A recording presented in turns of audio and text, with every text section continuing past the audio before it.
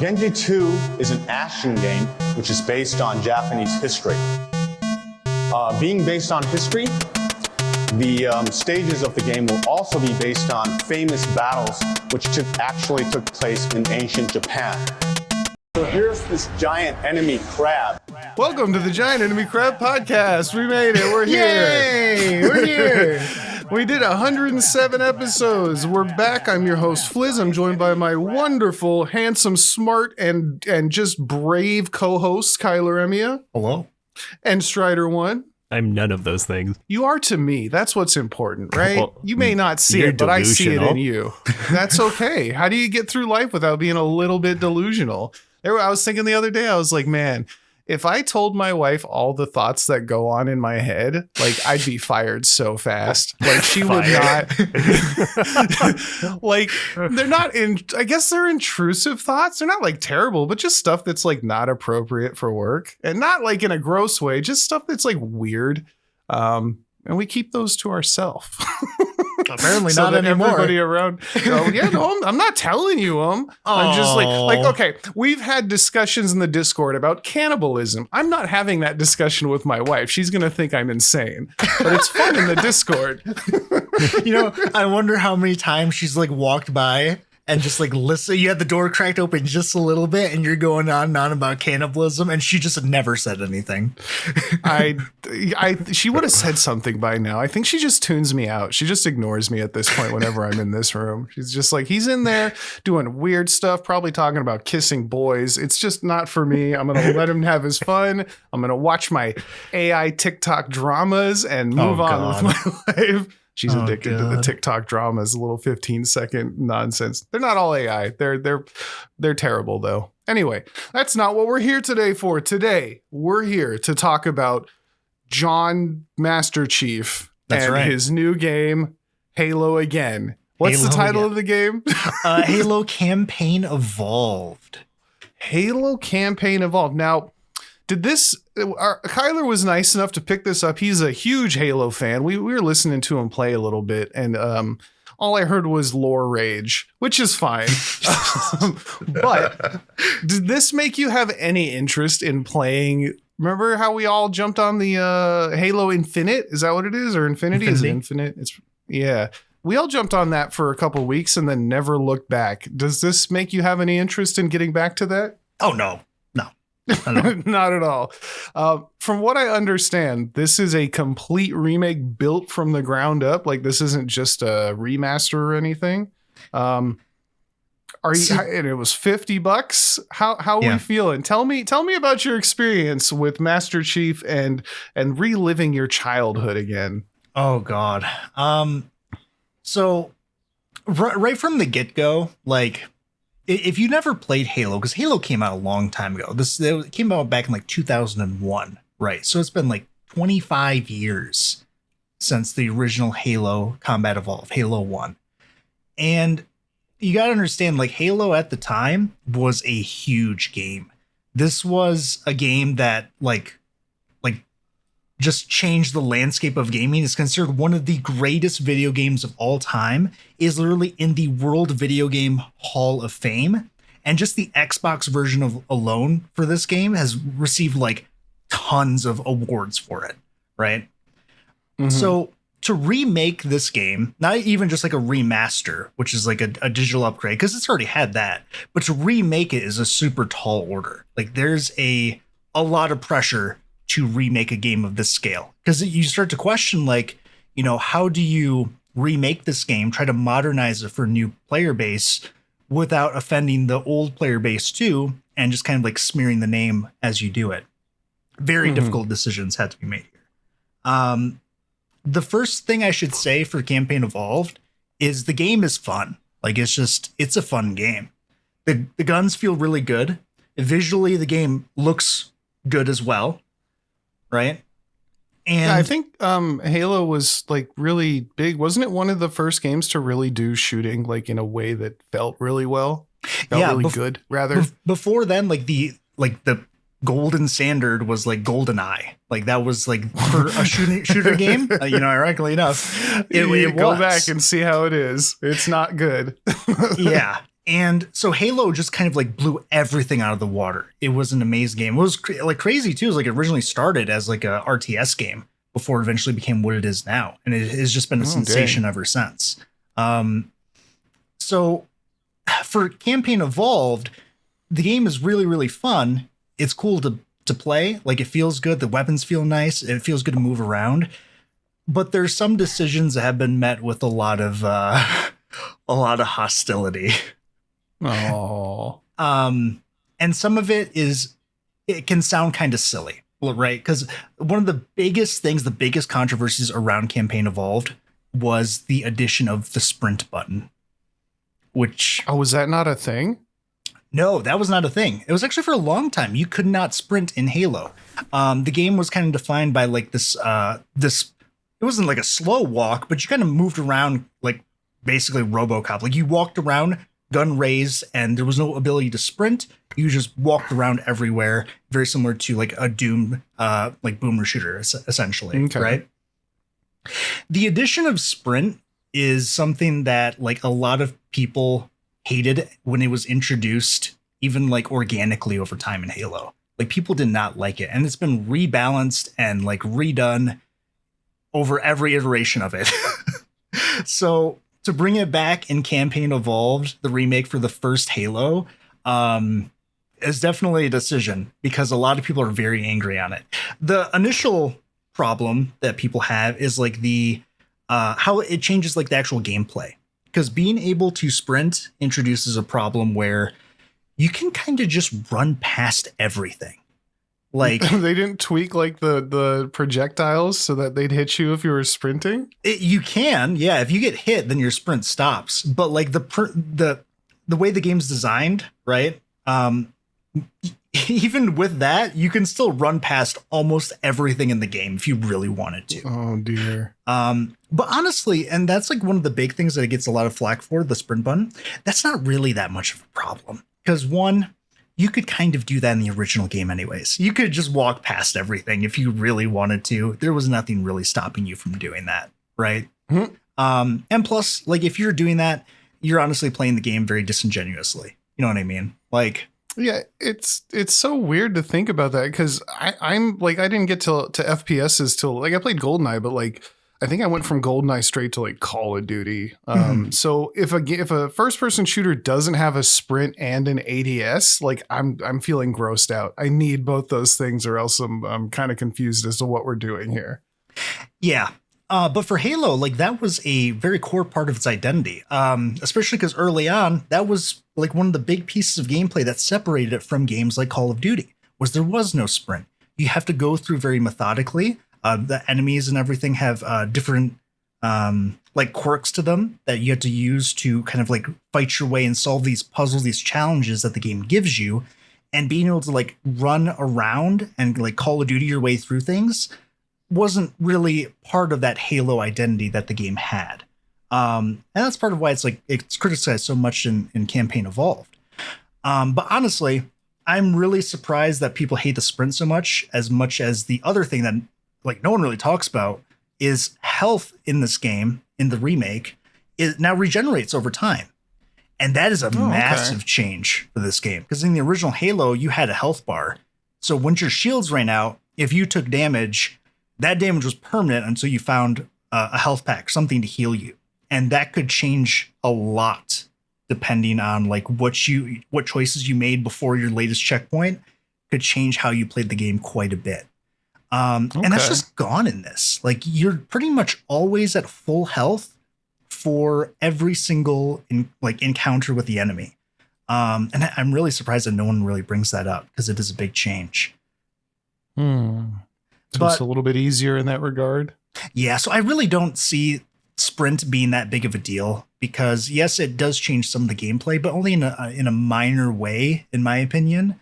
Really, the bigger issue is the narrative impact of sprint, is what people bring up, where you have the environment and the scale of like the levels and everything were originally designed without sprint in mind. So you had to like walk through these areas, and it helps kind of like sell the atmosphere and the feel of the game in certain levels when you couldn't just rush through it, right?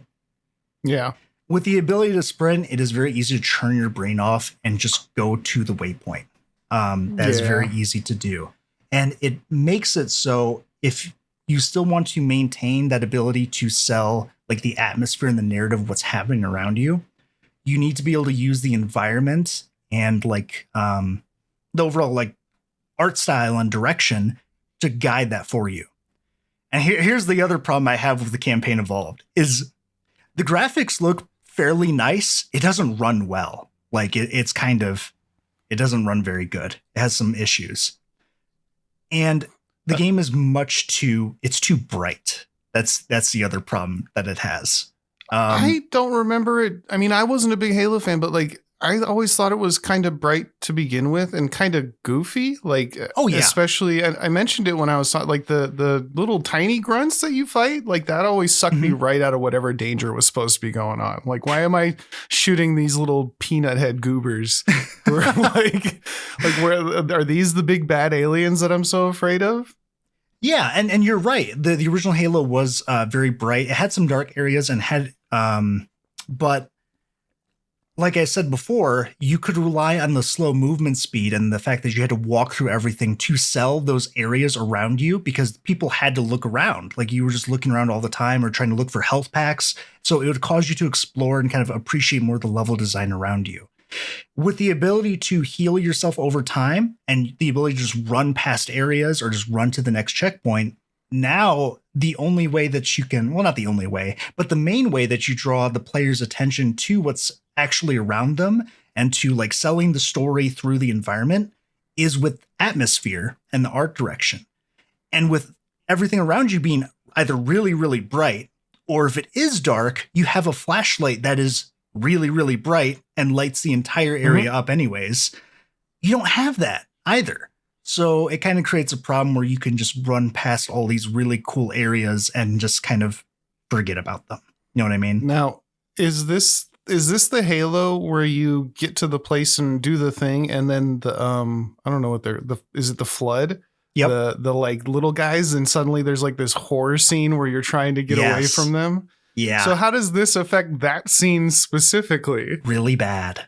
Oh no, that's like the one thing I remember about playing the original. Me I was like, too. oh, this is actually kind of crazy. Yeah, because if you know me, when it comes to horror, I'm really bad. And I've gotten through Halo 1 and the flood level one time when I was a child. And ever since then, whenever I replayed the game, because that's what you did, like you only had so many games, so you just replayed the ones that you had over and over again. Oh yeah. As soon as I got to that level, exit to main menu, mission select.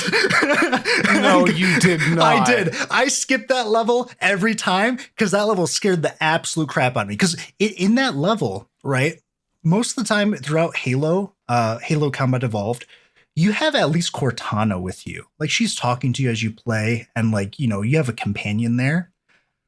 In that level specifically, Cortana is left in the control room on Halo. So it is just you by yourself and you feel so alone.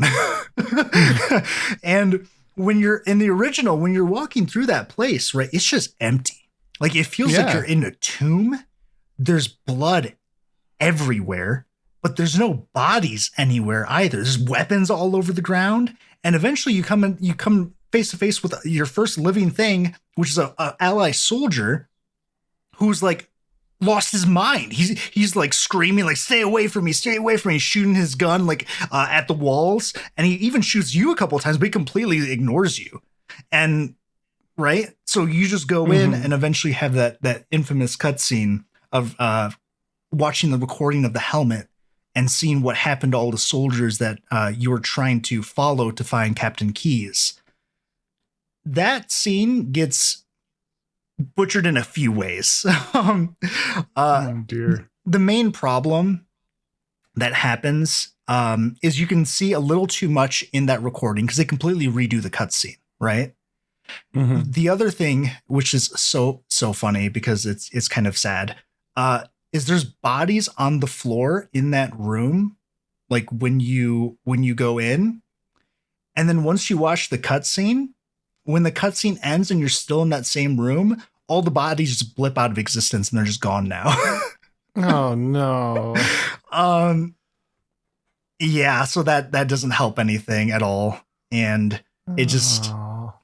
yeah. But That's so weird. I feel like that's like such a iconic scene that like as the developer of this, you would take extra care, just even in that specific, 10, 20 minutes of the game to like make it perfect, yeah, and honestly, there's some things that are really strange about Campaign Evolved as you play it, because a lot of it is fairly faithful to the first one. They change some levels around, and sometimes for the better. Like I believe it's the library is the name of the level. They kind of tweak that a little bit and make it a bit less monotonous, and it's actually a really, really enjoyable level. I actually enjoyed the original too, even though it scared the absolute crap out of me. But the Campaign Evolved one is really, really good. One thing that's weird though is there's some, not secrets I should say, but there's some things that you can do in the original game that people figure out, or that you just kind of do over time because you just play the game so much. One of them being, there's this bridge in a level where if you are fast enough, if you can kill these elites before they're able to hop into their vehicles, their banshees, which are like flying vehicles, you can actually take them for yourself, which makes like the other part of the mission that you're in much, much easier. It's much, much easier to do. But they don't tell you this. It's just something that you can, if you're fast enough and think of it, you're able to do. Campaign Evolved, Cortana just tells you to do this. Like, she's like, don't let those elites get into there. And in the original, it's like, it's very hard because the elites, when you first go in, they get in there really, really fast. So you need to be prepared to do it. And this one, that's not a thing. It's almost like they kind of force those things that you found organically in the first game. They force you to experience it in this. Like, and it just kind of, you know what I mean? It's just it makes me like Cortana would come on and be like, now listen, John, if you rocket jump backwards over this wall here, you can skip half of this level. No, that's honestly what happens. Like, I'm not even joking. Like, it happens more than once where like Cortana's like giving you a tutorial of how to solve the level. It's really weird. And I really don't like it because it kind of ruins your character a little bit too. So that just is kind of very off-putting too. Yeah. There are a couple additions to the game too that they've done. They've completely redid like some of the character designs, like Cortana, Captain Keyes, Sergeant Johnson a little bit, but not too much. Captain Keyes they took a whole different direction for, and he's fine. It's kind of weird seeing like he has a much different demeanor even than the original game. And Cortana is also a little bit different. And the voice acting is sort of, it's almost kind of stiff in a way. Like it feels like the voice actors kind of got bored halfway through. Like it's weird. It's very strange. Excuse me. That's sad. Yeah. And some of the lines just don't work. But overall, like the game is fun and it's just kind of okay. Like it just has a few issues, but you can kind of enjoy the game, right? Which, how would you like if somebody was to be like, let's say they'd never played Halo before, should they play this instead of the original? I would say do the anniversary edition. Just get the Master Chief Collection, do the anniversary edition. It is is a much better introduction to it, which sucks because what this also does is it does try to take more information from the books and add it into there, in a way that we can kind of get into, which it makes me so sad because you can tell that they really, really wanted to add more. The cutscenes are expanding along with everything else, and there are a lot of Easter eggs and other lore things that they kept in and tweaked a little bit that make me sad that the game kind of turns out as it does.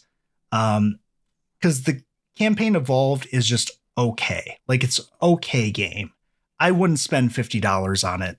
I would say if you were going to play any of them, like either of the three that came out, do the anniversary edition. It's just kind of like a better overall introduction to the game, especially because the performance for this one is so iffy that I wouldn't feel comfortable suggesting it to anyone unless I know that they had a really good computer or something.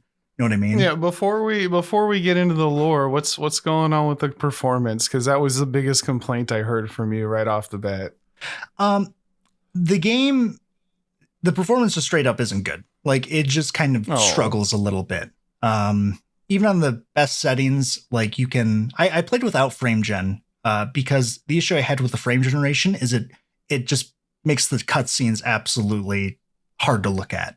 You know, in the game it's fine, but when you actually get to the cutscenes, it's really bad. And I didn't want to have to pause to turn off frame gen every time a cutscene came up. You know what I mean? Yuck. Yeah. But I was getting like a steady 60 FPS. I have a 4080 Super is my graphics card. But at 1080p on medium settings, 60 FPS is not like the greatest for a single player story based game. And also some of the areas, especially when you're inside Forerunner constructs, have this weird like, Strider, what did you call it? You had the perfect word for it for like what dithering? The dithering? Yeah. Extreme dithering? It doesn't look good, and it kind of, you notice it really badly, and it kind of makes things hard to see, and it's not, that's not good. That's all I have to say. It definitely could be better, and that's why I feel like even if you were to compare it Campaign Evolved with the Anniversary Edition, the graphics aren't so amazing and performance isn't so good that I'd say do this one because it's such a, more premium experience. It's such a toss up on like how good your performance will be in the game that I wouldn't even risk it. And there's some issues in some places where you can't even like see where you're going because there's so many like effects on the screen, especially in the very last level. Dang. Yeah, I'm seeing a lot of negative, like the overall reviews for it are mixed, and a lot of the negative reviews are due to performance. Oh yeah. And it's a shame because it honestly would be a lot better if it performed really good. Like if I get 120 FPS on high settings, it would help a lot because the game is fun. Like the weapons are fun to use. It's fun to fight the enemies.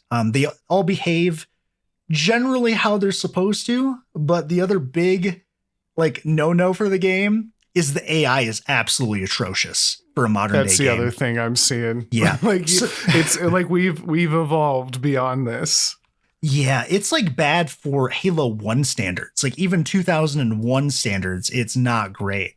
I even ended up having to stream just to show you guys how mad I was getting because there's a section in the game where they want you to fight like these banshees, and I'm just watching them fly away from me into the distance. Like they're not even trying to fight me. And I would shoot at them, like, come back, come fight me. And they just floated away gently. I have the high ground now. And there are worse issues too. Like sometimes enemies will just forget that you're there and just stand there. And did you encounter the flood? Oh, go ahead. Did you encounter the plasma pistol bug? No, what's the plasma pistol bug? The overcharge shot kills you instantly, no matter what difficulty you play on. That's great. It literally just blips you out of existence. Also, did you notice that I'm not sure if they fixed it on release, but I know the early access for it. Did you ever notice that the BR animation isn't finished? You know what? No, because I only held the BR one time. But it wouldn't surprise me. Yeah, no, like I haven't posted the thing because it shows the pistol first. It has a tiny amount of problems, but the BR is just a problem. It's just completely desynced from the actual animation. It won't even let me look at it because it'd be logged in. Yeah, that doesn't surprise me though. Like the other issue too that happens just with the AI is like the flood. If the flood are melee based, like if their main way to attack you is just with a melee attack, generally if you just stand on a box, they will just stare up at you, lost, no idea what to do. Oh yeah, and this battle rifle, like he magic, like the clip teleports out of his hand, and like it's not, the clip isn't synced up with his hand at all. It just pops out, phases through, and then he puts a blank hand back in, and the clip shoots back into the gun. Like this is bad. I didn't notice that, so that might be fixed. So because I didn't play it day one, so they might have hot fixed that. Because I did use the battle rifle once because you start with it in one of the missions, which we'll get into those missions. Oh my god. But yeah, it has like problems that should not exist in a modern day game. You know what I mean? Like, it's just kind of, it's a little embarrassing. But it's fun to play, and it's kind of cool because they have other, like, there's no multiplayer as in like PvP. You can play with other people, so you can do the missions with other people, and they have a remix mode where it just like randomizes everything. There's tons of skulls that you can use to just kind of change the game, which is cool. It's pretty neat. But really, it's just an okay Halo game. It's just fine. You know what I mean? I would not buy this again, knowing what I know now, just to play the game again. So that's kind of my that's take unfortunate. for it. Yeah. Oh, The real. Oh, go ahead. So while you were talking, I saw a clip because I was trying to get like some more gameplay of what the game looks like, right? For my just perspective. And if you apparently sprint and jump right as you throw a plasma grenade, you will stick yourself. Oh, really? I think that was the thing in an old Halo game, too. Because you're fast enough that you actually just outrun your own grenade throw and immediately stick yourself. That's funny. Yeah, it's just embarrassing, man. Especially, they also did get rid of, like, I think a couple cutscenes. I know one they got rid of was the old cutscene where you go up into the Covenant carrier. There's like a grav lift that lifts you up. And there used to be a cutscene that showed you like rising up into the air, and it was really, really cool. And that's just gone. Like, you just kind of do it, which kind of like, I don't even know why they got rid of that. Like, it's just weird. Cause I don't know. It's very strange. I see I saw they changed the legendary cutscene for beating the game on legendary. I haven't seen it yet because I haven't replayed the game on Legendary. I wanted to make sure that I finished the whole game before I tried the harder difficulties. So there's what happens? So spoilers. It's because you know what the old one was, right? Where it's the elite, they all hug. He is literally watching that scene on something on a beach with a pelican nearby, and he just like the explosion of the Pillar of Autumn happens, and he just looks up. Well, that's my cue to leave. But he's literally watching the old legendary cutscene, and he like I forget exactly what he says. He's like, it's like they kind of lampshade that thought you thought this was going to happen again, didn't you? Oh my gosh! I did see someone on Reddit posted like that they just got to the ending for that, but when they got to the last thing you have to do, they just barely ran out of time. Where it's still considered that they had done it, but the cutscene didn't play because they technically died. So they weren't able to watch the final cutscene. But I mean, again, overall, like I'm fairly disappointed by it. It's just an okay game. Fun to play. It was cool to kind of experience again. But if I had to go back, I wouldn't buy this just to replay Halo 1 again. There's basically no reason to pick this one up over Master Chief Collection. Really? Yeah, there really isn't. And does that one have multiplayer? Like, because this one you can do online co-op, right? Yeah. Yeah, this has online co-op. Yep. Does the other one have multiplayer? Like, is there a versus multiplayer, or is it only co-op for the first game? I don't remember if the Anniversary Edition has versus multiplayer. Okay. Yeah, I just don't know.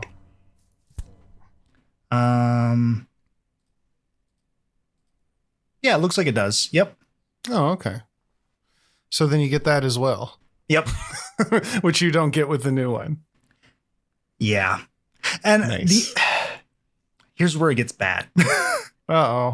Because this changed my my thoughts of like, this is an okay Halo game, but it's just not it. Like, this does not live up to the hype that I wanted it to be. And that's because this campaign Evolve has 3 original missions. So these are new missions that you can play that are supposed to act as like kind of the introduction to Halo. And this is where it gets both like really bad and really confusing. No, that's going to be because you're the guy who's read the books. You've played all the games. Yeah. You almost watched the show. Like, you know the most about Halo. So this would be like the most exciting part for you. New original Halo content to fill out some gaps Tell me, were your gaps filled properly? No. Oh. It is wrong. So just if you're like one of those people that's like, oh, well, the books aren't canon, so this is just what's in the video game. I will take that as an excuse. Like, sure, like that's fine. If you want to go for like the books are not canon, just follow what the game introduces to you and shows you. That's perfectly fine by me. If you don't want to acknowledge them, then, go for it. The problem with these missions is that they're so bad, they don't even internally make sense. Like the logic, like if you think about it for like 30 seconds, none of it makes any sense. Right. Oh. So what these missions are is actually a prequel to Halo 1. So this takes place a year before the events of Halo 1 Campaign Evolved or Combat Evolved, whatever you want to call it. And when I first read this, first of all, it's really funny because it happens in like this weird Star Wars style introduction. Like, I'm not even joking. There's like letters flying across the screen with the space backdrop. It's really, I was really taken aback by this. I don't know why they did it like that and not like any other like Halo-esque style, Oni style. Like they could have done anything to make it like, I don't think they could have done anything to make it less Halo. It was really weird, but it takes a year before Halo 1, which is a really exciting time because this means that all the Spartans are alive, right? Okay. Which is really cool. And that means that this is before Master Chief got the Mark V armor. So if you don't know, the Mark V armor is the Mjolnir armor, the armor he wears, that does not have the ability to have an AI on board and does not have energy shielding at all. There's no energy shielding. It is just really, really strong armor. So back in the day, because by this point, like the Human Covenant Wars have been going on for almost 30 years now. And the Spartans have been doing this without energy shielding because they are really, really terrifying. And they are special forces that are really good at what they do. So what I was hoping for is we're going to see like Blue Team in action, which is Master Chief's original Spartan team. But that's not what we got. Instead, apparently the mission is to go onto a Covenant cruiser that is by itself on top of a glassed planet to get navigation data. And it's like, okay, that sounds kind of cool. Like we got like some special ops, like stealth mission, right? Mm-hmm. With you is yourself, Master Chief, Spartan 117, and Sergeant Johnson, who is just there for some reason. I don't know why he's there. And is he brought there to tell you Cortana tips. Yes, actually, because he is Cortana. Because he swapped out Cortana and said, "Yeah, how lazy." Because this was what weird, lazy right? writing. Like, so the Master Chief's armor has energy shielding, which is just wrong, but whatever. But they directly say that your suit, that the one that you have now, is not able to have a onboard AI. Like, it's not capable of it yet. And that is true to lore. Like, technically, the Mark IV did not. The Mark V eventually does. So Sergeant Johnson's there because he has this handy dandy mouse tool that acts as like the hacking device because Cortana's not there to hack for you. So he uses it instead. And this mission just immediately feels wrong because you go onto this Covenant cruiser, right? You infiltrate it by like hopping onto a Covenant transport ship. You shoot some enemies because you have a battle rifle, and I'm just there like, okay, this is really weird. I don't know why Sergeant Johnson's with me on like a stealth mission because I love Sergeant Johnson, but he's like a staff sergeant. Like, does why? he have armor like you, or is he just kind of? He's just a Marine. You go up there in your super armor with your super guns. I got this hat and this jacket and these cool boots. Like, it's weird. It's really strange that's only the two of you because it just does not like congeal. Like, why are you with me? Like, I love you, but why are you here? So that's already weird. But you start playing through the mission, and at the very start, I go to look at like some of the weapons on the walls, because on like in these little boxes, there's like Covenant weapons that they hold on, right? Mm-hmm. So I go up to it, and there's human weapons on the Covenant ship. Like there's an assault rifle just sticking to the wall. Like it, I was so confused and just like mad. I was like, why is this here? Why is this not like covered in Covenant weapons? It just felt really wrong, right? And yeah, I don't know the lore enough to see why that's bad. well, just think about it, right? If you go onto an enemy warship, right? This is a alien race that thinks that your entire technology and just you in general is heretical in nature. They don't even bother taking prisoners. They don't even want you on their ship if they don't have to have you. Like it's only for the utmost like important details. And they think that all your weapons are just barbaric in nature. Why would they have your weapons stationed to be used at any moment's notice? So Master Chief can use pretty much, which, okay, whatever. So you move on. And this is like a really cool part of these missions is like the level design on the ship is pretty cool, as in visually it's cool. I felt this when I walked into a room, and like the entire room is like ivory and gold, which is like very different Covenant colors. Like usually it's like purples and like blues and everything, right? And this room is filled with like sand, and there's like a dueling arena in the center. And you can see these two elites are like sparring with plasma swords, and there's like grunts like sitting down watching them spar. And I thought, this is actually like so sick, because the elites, the Sangheili, are a warrior race. They're trained like from birth, from children, to be raised as like honorable warriors. And the sword is very sacred to them too. So to see them like in this almost like sanctified room, dueling and training, was really, really cool. And then they see you, and one of them jumps onto a car that's in the room. What? Yeah, there's a ghost a hatchback? parked in the room for no reason. Like, I don't know why. I don't even know how it got in there. And just hops on the ghost and starts strafing and shooting at you. And just ruin the entire thing. It makes me think of like the first Dead or Alive? What's the one? Dead Rising. Yeah. Where like you're fighting zombies the whole time, and then you go outside in the courtyard and there's just dudes with like a four-wheeler and a machine gun. Yeah. I'm like, wait a minute, this is not what I signed up for. It like slapped me in the face, remind me like, no, you're playing Halo Studios Halo now. This isn't Bungie. What are you talking about?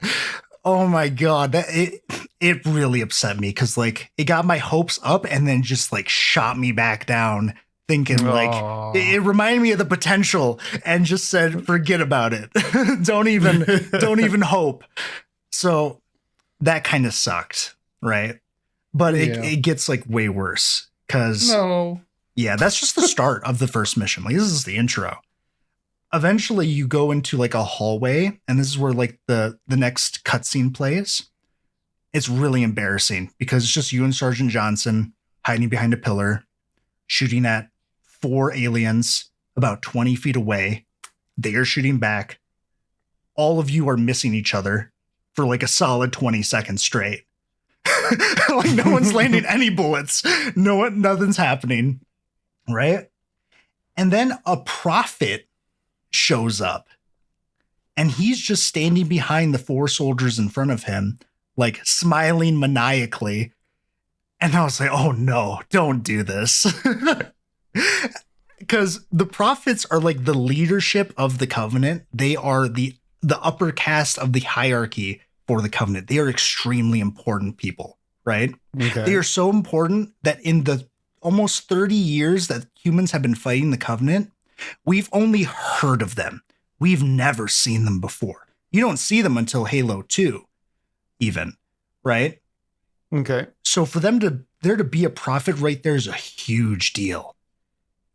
And immediately what happens is Sergeant Johnson's like, what's a prophet doing here? And I'm like, God damn it.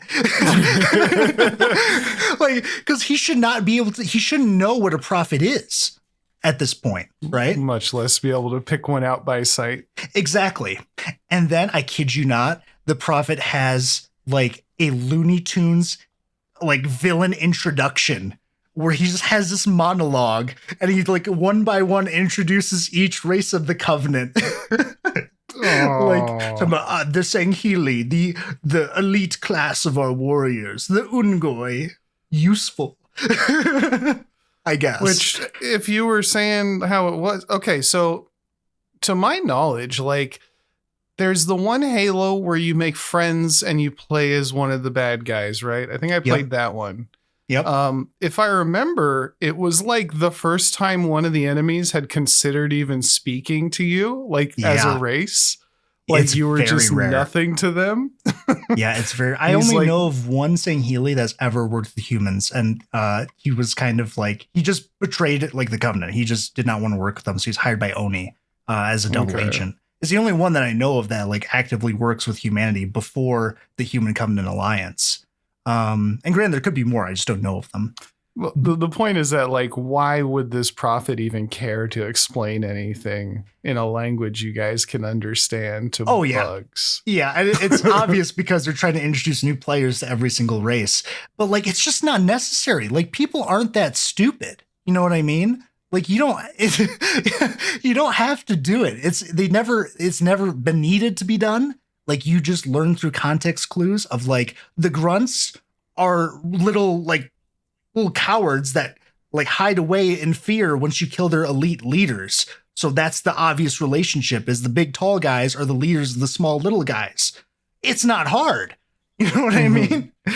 So this is already like really bad, but it gets worse and it gets funnier because then they introduce the brutes, the Juhani, who technically the humans have met before, but Master Chief doesn't meet this until after Halo 1. Between Halo 1 and 2. The brutes are like really, really big, really, really strong. And the way that the Prophet introduces them, he introduces them as if they are like near mindless animals. Like they have this problem with like this extreme rage.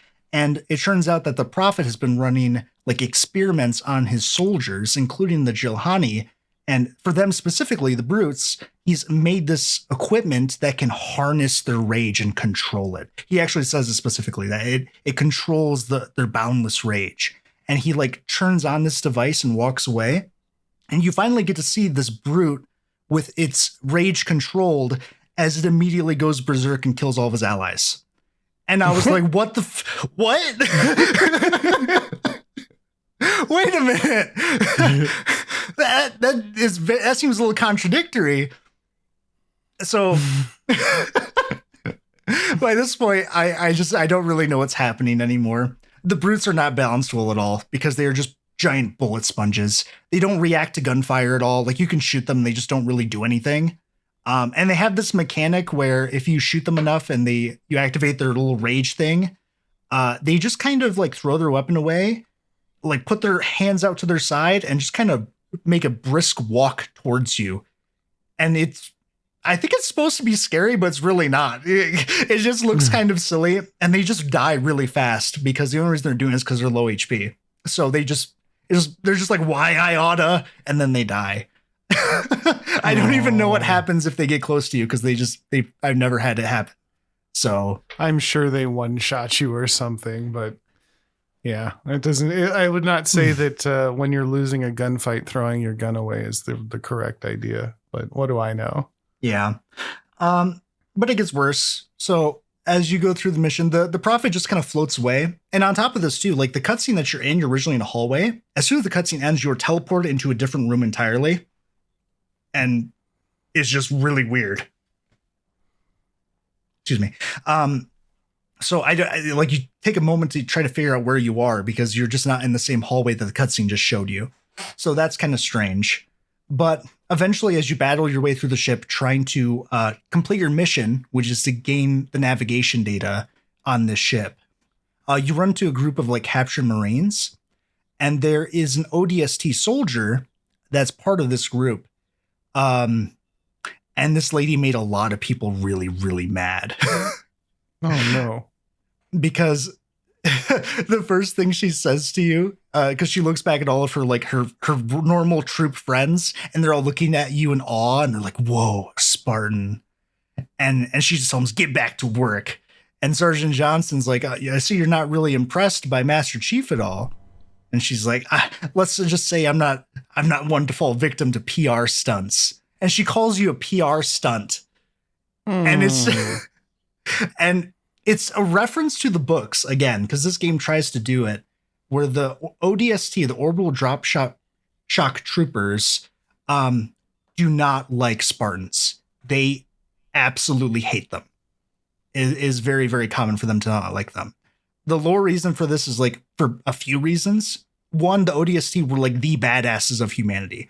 These are the people that get dropped from orbit in a metal cell in like enemy territory, like surrounded by enemies with like a shotgun and assault rifle, and say, "You're probably going to die." Their motto is "feet first into hell." Like these are people cool. that expect to die, and they love like it. Potemkin's intro, where he just falls in the crate and the crate literally opens. Potemkin's intro. That's what they do. These are normal people. That's cool. Like these are normal soldiers. ODST are amazing. But aren't the Master Chiefs? Spartans, aren't those guys the Spartans? Aren't they like Space Marines from 40K to some extent, where they're just like built to be what they are? Yeah. So that's the first problem. Is the Spartans basically took their glory, because the Spartans are used as like a PR stunt. They are never listed as killed in action, even if they do die, because it's they want it to be believed that Spartans are never killed in action. They have never died before. So that's one reason. A huge reason is because back when the Spartan 2 project, the one that spawned the Master Chief and a lot of his, his other company, one thing that they did to test his augmentations after his surgery was they basically goaded a bunch of ODSTs, 4 of them, in fact, to get into a fight with him while he was in the gym.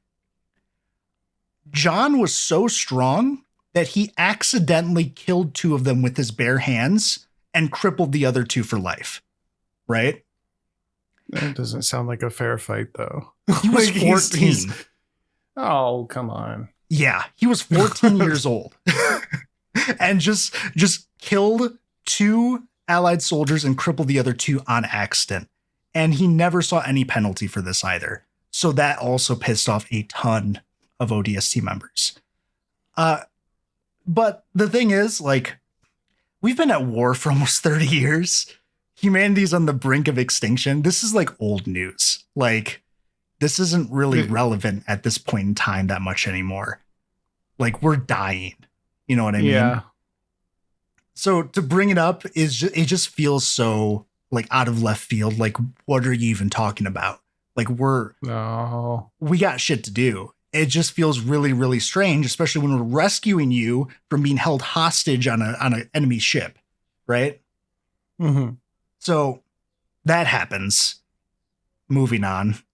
The final thing that's all wrong with this is the whole purpose of these missions, of like why you're here, is you want to get navigation data to find the Covenant homeworld so you can locate important leaders of the Covenant to hold hostage and begin negotiating a peace treaty, a ceasefire of some kind. Because like I said, like, humanity is on the brink of extinction here. We are dying. You know what I mean? If we can find out where the Covenant is, do some kind of like, last hurrah, get in and find someone who's actually in charge and actually like, have some negotiation at this point. Because the only thing that we've ever had is like, you guys are infidels, prepared to die. I don't care what you have to say. That's all the Covenant have ever told us. So this is really important. So we just ran into a prophet who is on a ship by himself on a planet with no reinforcements. Why do we care about the navigation data at this point? Literally, the reason we need the navigation data is to get to him. He's right there. Call everyone. He's like by himself. Yeah, that does seem a little I don't know if that whole storyline. I do you think there's like a piece you missed that kind of explains this away, or is this just bad writing? It's just no, it's terrible. It just doesn't make any sense because you just don't understand. You don't even know like what position this guy holds, other than like he's obviously some kind of like leader. But you also know he's a prophet. You say it in the mission. You know how important he is. You have to. Oh dear. So, yeah. And the reason this is so saddening is because it's just like, you know, the game that you remade when you had a template to base it off of was like, okay. It was okay. When you had the opportunity to make your own stuff, it's just a convoluted mess and it's really fucking boring. Like, I'm sorry. Oh, that's the biggest offense. Well, no, dude, you don't understand. Like, the whole mission is just wave of enemies come, kill wave of enemies, move to the next room. Wave of enemies come, kill all the enemies, move to the next room. Like, there is just the same thing over and over again. And with everything else, like, not making sense, it just is not a fun time. And overall, what really made me think about, like, this game is it feels like they got stuck between whether they want to do a remake or a remaster. Because it feels like it's in that halfway point. If that makes sense. Where they've introduced some new mechanics to the game, like the ability to sprint. You know, they've redone how the health works compared to the original. Yeah, no, I got you. They couldn't decide whether to improve the game or play to the audience, and they ended up in a bad middle ground. Yeah. Like, if you're going to... Oh, go ahead. Sorry. It's just crazy that it's, 5 years since their most recent Halo game? It's the second time that this game has been remade/remastered in some capacity, and it still manages to feel rushed. Dude, it's terrible. Like, I honestly wish they had just, like, full sent it, modernize it in a way that introduced a ton of new stuff. Because what they have here just already kind of, like, devises people anyway. Just make something really, really new. Just, like, expand everything. Add a bunch of new mechanics. Like, there's so much lore you can take into account to just explain or just add new stuff. Like, I don't know, like, add Spartan time to the thing. No game has ever added, like, Spartan time into like as a mechanic ever, which I'm actually really surprised because it's a very famous like thing that the Spartans are capable of that is never shown in the games. So it's, and even they don't really explain much of the like the Easter eggs. There's so many Easter eggs in here that they didn't take the time to just explain that the original has too, that they could have, because like you have the opportunity now. Like in the mission in the library, you have to fight your way down this Forerunner construct to get to the index, which will allow you to activate the Halo ring, right? And the 343 Guilty Spark has taken you here because you're the Reclaimer. Like, he has sent you, Master Chief, down here to recover the index. What you don't know until you get almost to the index is you were not the first person he picked. There's actually a staff sergeant that you find dead in the room right before the index, who has gone all the way through everything you had done as a normal fucking person with normal fucking armor and almost did it. And by this point, if you read the books, Master Chief's hurting. Like, he barely makes it down here, honestly. It is really, really difficult for him to even get down here with everything he has. So the fact that a normal man was able to do this is absurd. And in the books, Master Chief actually like grabs his dog tags and comments like, "I wish I had met you because you would have been one hell of a Spartan." He is like immediately impressed by the fact that someone was able to get down here. And he was so strong and so terrifying, the Flood didn't even bother to like transform him into one of their own. They just ripped him apart because they had to stop him. They just like butchered him to the point where he couldn't be brought back to life and raised as one of their own. And there's tons of moments like that throughout the campaign of all that they could have taken an opportunity to actually expand on and like bring some really cool moments, but it just doesn't happen. It just ends up being like, again, like, why would you even play this over the original? Like, because you have the graphic fidelity, but if you can't handle the performance rate anyways, then I don't know. It's just rough. I'm sorry you were so let down. You were excited for I think this my stuff. favorite thing learning about this is the fact that I've learned that it is a dual engine game.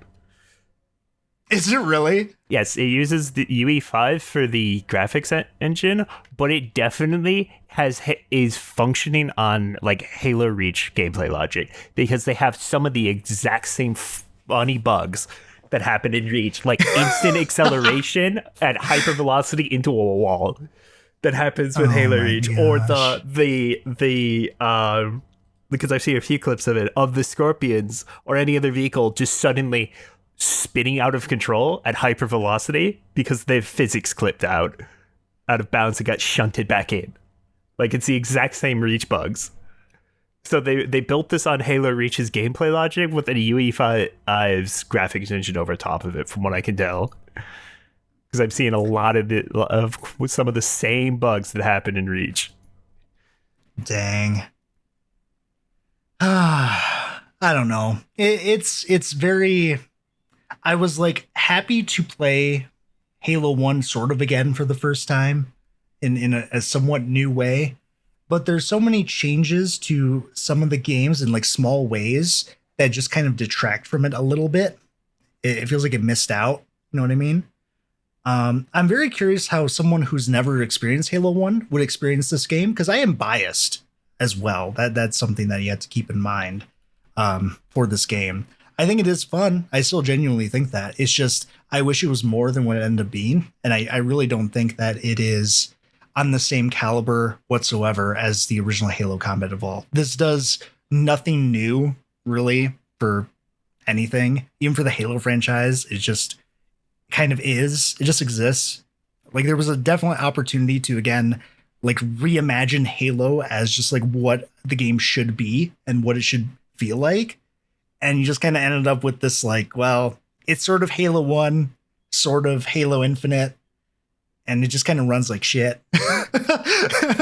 So, I mean, it seems like it was only in development for 2 to 3 years, which actually I don't even know how that would correlate to a regular game. Like, should it be in development longer to make sure it's perfect, or do you already have all the pieces in place so it should take a shorter amount of time? yeah. I guess if you're building it from the ground up, 2 to 3 years sounds like a really short amount of time. Well, I think they reused a lot of assets from Halo Infinite in this, right? Yes. I don't They know. definitely Oh, reuse there you sound go. effects. I know that for sure. It's certain. I heard some of the same sound effects they used in Infinite. So I would not be surprised if there's a lot of things that are reused from Infinite as well. I'm pretty sure. The other thing is like 343 just cannot land an actual banger. Like an actual No. hit. They just kind of fumble in really easy mediocre / slightly better than mediocre Halo games. Like, cause what game number is this for them? 4? 5? Because they started with 4, right? No, 4, they Guardians, made the Infinite. No, they made anniversary 4. edition. I'm pretty sure. Right? Yeah, they made Halo Combat Evolved Anniversary, and they did Halo 4. They did Halo What I'm 5. seeing here is they've done a ton of Halo games, so they should know how to do it by now. That's the issue. Yeah. Right? Because they did just the main ones. Like, I'm not even talking about. Oh, yeah. Then they did Halo 4, Halo 5, and 5. Halo Infinite. Yeah. And so. God, I don't even talk about 5. I don't even want to talk about it. What's wrong with 5? Because they also helped on Halo Wars 2, right? The Spartan Assault. They've done some of the stuff for, as you said, the anniversary. They've done the Halo Wars Definitive Edition as well, right? And I think there's like a few other spin-off games as well. So like they've done a lot, but They're like just struggling. people's goodwill and willingness to put up with these guys releasing mediocre after release, and especially when it's the third time they've done this game has been done, and it's just not even the definitive edition. But they've had literally over almost they've had 15 years of experience at this point. And the best Yeah. they can do is like a 6 out of 10. On a It really game is. that they have literally critically acclaimed, one of the best video games. They have the blueprint on how this is a banger from start to finish. And they still can't do it, even with 15 years of experience under the belt. When all they have to do is literally just copy homework. Copy the homework. Copy Yeah. the homework. Like, they just can't. They could just take one of the books and do that. Oh, dude, if they did one of the books, I would die happy. Oh my god, this there's so fa- many good books of Halo. And this fandom's just tired. They're just done. They won't put up with it anymore. Or like cover one of the other Spartans. That's what I hated about Halo 5. It's like you made division in the entire like community because you had like Master Chief having to fight his own like side who was in another different Spartan, and it just became a mess, and it was just stupid. Well, that's what I was reading. Is wasn't 5 originally like marketed as like a Spartan hunting Master Chief who's gone rogue, Yes. and then Yeah. they just didn't do that. Yeah. They The just guy said, who was "Nah." single-handedly taken out entire armies by himself and like, prevented mass genocide across the entire galaxy twice is, his loyalty is called into question. Okay. Yeah, sure. Yeah, let's go fight that guy. And then they also like brought back Cortana as a bad guy to like, which apparently shit all over Halo 4. So Can we Yeah, get a good it's- writer? Oh my god, dude. Like if they did a game about Kurt, oh my god. If they did a game about Kurt, I would love it. Cuz Kurt is one of the Spartans that was raised along with John, right? And every Spartan has like usually some kind of unique thing about them. Like, you have Kelly, who's the fastest Spartan. You have Sam, who was the biggest and strongest Spartan. Like that guy was 7'4" at 14 years old. That's how tall Master Chief is now. So if Sam would have been like enormous, and Kurt 15 feet tall. dude, he would have been absurd. Like, What I wish is Sam had Master lived. Chief's thing? Master Chief's thing is he's lucky. He is extremely lucky. Shut up. Yeah. And I'm not even joking. Like this is a real thing. Catherine Halsey at some point, like before they kidnap him, because all the Spartans were kidnapped as 6-year-olds and forcefully subsumed into the military. She played a game of like heads or tails against him, right? Just him as a child, heads or tails. He never lost.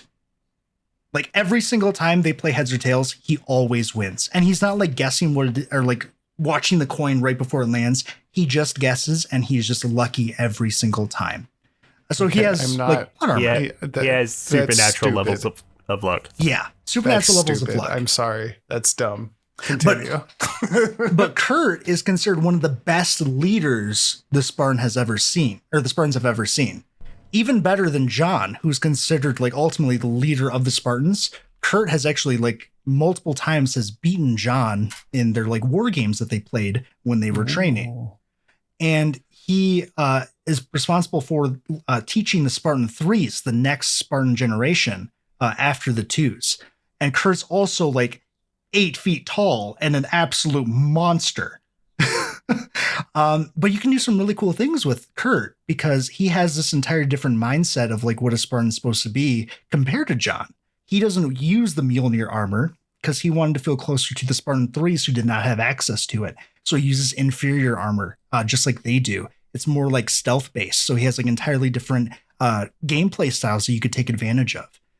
There's a lot of really cool stuff you could do with any of the other Spartans that aren't John that you could just make the game, just do it. And if you're going to use John 117, like just like evolve the game. Don't just make it again, but it's just kind of shittier.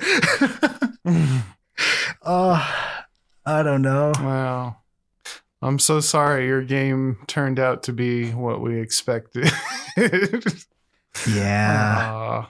Yeah. Well, shoot. So not worth the $50? I don't think it is. I think if you enjoy Halo, like you just want more Halo to play and it's on sale, if you buy it, I think you're going to have fun. Like it's a fun game to play. The guns feel good to shoot.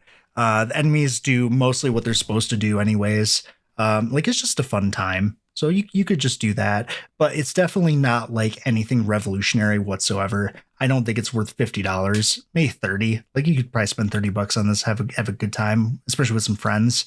There's a lot of different skulls that change like aspects about the game too. So there's replayability in the game, and there's again the remix mode that like will randomize the encounters and just kind of mix things up a little to let you just replay the game in different ways. So cool. It's All just right, a solid like B-.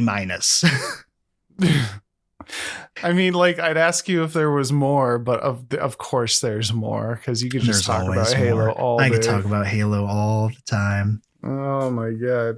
But I think we're kind of running out on time here. We were going to talk about maybe Fortnite, but who cares about Fortnite? It's predatory. It's just Roblox now. Well, because we didn't have any games. One of us in the Discord is a spy, and they started playing Fortnite. You're trying to justify playing a video game. I have to. I can't just say I've been playing Fortnite and I'm kind of having fun. I have to say it's terrible and predatory and all the wrong things. I'm sorry.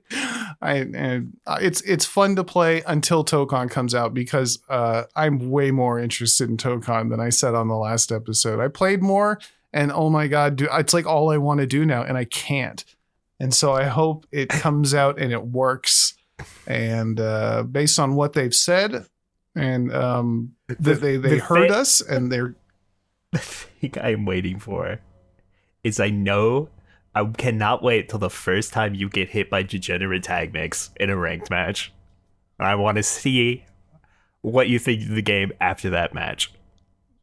It's not anything new. I mean, that's what Fighters was. Yes, you but think it's everything's cool, and then you get popped from an overhead on the opposite side of where two characters are. You're like, what is happening? This sucks. So it'll happen. I was just having way more fun than I realized. It was definitely one of those I didn't know what I had till it was gone kind of moments. So we're excited for that. But I think that's when's that come out? Next week? Next Thursday. Next Thursday. Oh, man. And that sucks, because this week I didn't have to work today because everything's on fire in California. And so the air quality is terrible. And my boss woke me up and said, hey, no work today, which is a first in 3 years of working there. So I'm like, hey, free day. And guess what I don't have? Tokon. Give me a break. Oh, my God. It's fine. Fine. It's fine. Okay. So all in all, don't buy Halo. Not worth. Go play the old ones. Wait till it's half off. Free, isn't it? If you really want to get it, just wait till it goes on sale. Yeah, just wait. It's not like there's a competitive multiplayer aspect, so you don't need to get it on it right away. You know what I'm saying? Other than that, did you guys have anything else you wanted to throw out there, or are we good? Nope. It seems like they're hinting that they're going to be remaking Halo 2 next. No. So, yeah. Don't. Well, So what? Are we going to play that one too? Please. Are we going to keep perpetuating the cycle of buying Please these games don't. and they're bad? You know, I really hope they don't, because one other thing that's really annoying in this game is like if you try to explore at all, like if you try to go like outside the bounds of the map or like go to places you're not supposed to go, the game just kills you. Like you just die. Right? There's not and even Halo a warning. 2, there's so many fun like areas you can go to by using like grenades to like launch yourself where you're not supposed to go and just like explore outside the map. And there's always like cool little Easter eggs outside. And the scare I just gun. I just know they're gonna say no, not allowed. Stay on the path. Let your computer burn to death as I do all this stupid frame generation and ray tracing bullcrap that looks okay but just runs like garbage. Anyway. So yeah, that might come out. Okay. I think that's our time for today. Thank you so much for listening. We appreciate it. We love all the nice comments and things. If you want to do us a solid, leave a like. Go leave 5 stars wherever you're listening to this. Subscribe if you want to hear more. You know how all this stuff works. You're not stupid. None of us. Who's your favorite Halo? Who's your favorite Halo? Yeah, who's your favorite Master Chief? Go ahead and if you have any questions or comments, leave them on the video or the episode, or shoot us anything. Not if you're like a person trying to advertise our podcast for money. Stop emailing me. I hate that. Stop it. It's just spam. But if you have a genuine question or comment, please feel free to send it to giantenemycrabpod@gmail.com. And we'll go from there. We'll see what happens. Other than that, and then John was a zombie, right? That's how that story goes. He almost got subsumed by the flood in Halo 1, actually, in the books. It almost happened. Went right through his neck, or in his neck, and Cortana was able to stop it using his shields. That's Doom, though. Oh, shows how much I know. And then John was a zombie is a Doom thing. And then John was a zombie. It's a different guy. They're both green and they both fight things with guns. They're both the same character to me. I'm out. Goodbye. Goodbye.